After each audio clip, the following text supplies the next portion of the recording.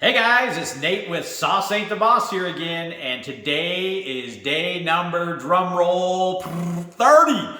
30 days with no alcohol.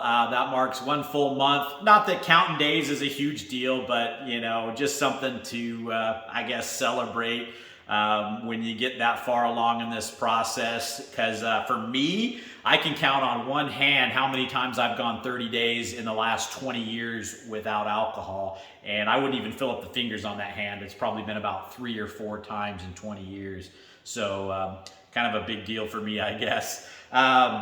Anyway, today I'm working on this Toyota Camry. Needs a new head gasket. I mentioned in one of my earlier videos that I have 3 teenage drivers in the house right now, my 2 boys and then my nephew's living with me. Anyway, bought this car, found out I had a blown head gasket. And normally, in my drinking days, probably no way I would have tackled this project. I'd have just sent it down and had it fixed, or just sold it and told the next person that had a blown head gasket and sold it for dirt cheap. But, I have time on my hands, and I'm actually really enjoying it. I'm taking my time, going slow, and, learning a lot along the way. And, it's been good. So today's topic is just what it's like to go 1 month without drinking, and all the positive things that have happened in the last month for me. And I'd have to say the first biggest thing for me, because I love my family, my wife and kids, more than anything. And it's been the fact that, especially my oldest son, but my kids in general, their walls have come down a little bit. And I think the walls that they created existed because they were worried about my health, the thought that, maybe someday, dad might die from his drinking or something like that.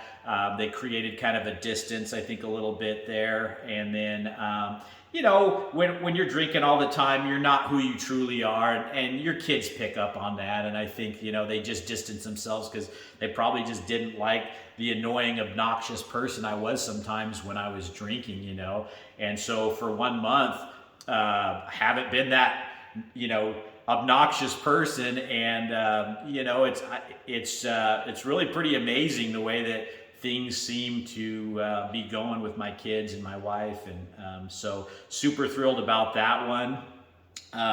The next thing, it would be my health. My blood pressure the day that I quit drinking was 174 over 106, which is pretty darn scary high. And now it's back down to normal, 120 over 80, been averaging around there. So I think I had what they called alcoholic high blood pressure, where my blood pressure was just high because I was drinking so much darn alcohol. And so that's huge. Nobody wants to have a stroke or heart attack. I've lost 5 pounds in 1 month. And I've also built muscle, and muscle weighs more than fat. So I probably lost more pounds of fat than the 5 pounds. I had to go get another belt because my belt, was getting too loose even on the tightest setting. So that was good. And then I just have a lot more energy to do projects, energy to go do things. And so that's been huge. I'm more clear-minded. I think a lot more clearly and communicate a lot more concisely than what I used to. My head used to always have this brain fog that was constant. And I didn't realize that it was that bad until I actually quit drinking, and the brain fog has lifted. And I'm sure maybe it might even get better as time goes on.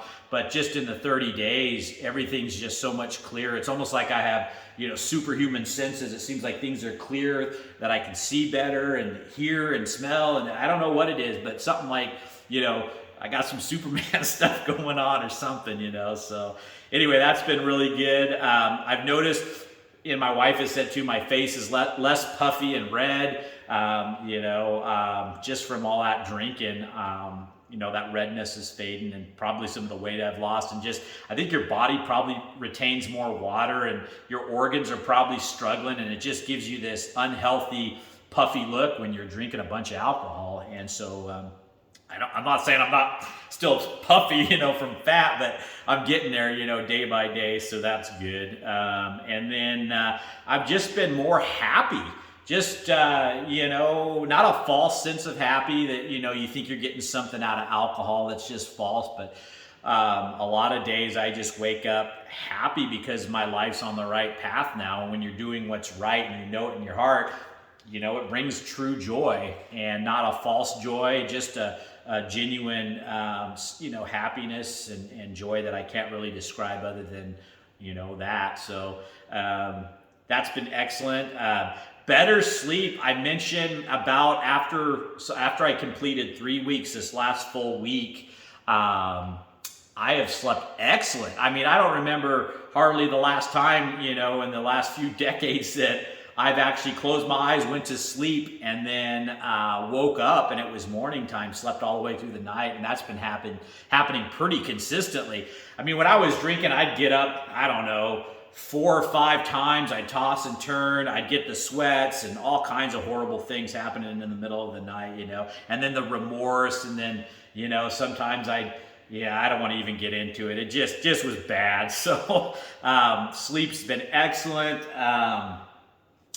More productive. Like I said, I think I mentioned that one, just doing a lot more. And here's a huge thing. I saved $800. I mentioned in my past video, I was spending $800 a month on alcohol. And now I got that $800 to save, invest, buy something. I've been buying quite a few tools here for my shop, and stuff that I've wanted to get that, I've just been putting off because, I don't want to spend the money on that. I'd rather spend it on alcohol, stupid. So, got something to show for my money rather than just, hate to say it, pissing it away, I'm more at peace. I feel just a sense of peace and calmness. I don't get worked up and overreact to things. I used to knee-jerk react a lot of ways when I was drinking, and I think part of that just comes because you feel like crap a lot more. You're either hungover or you're just longing and pining to drink again, and so it puts you just in this funk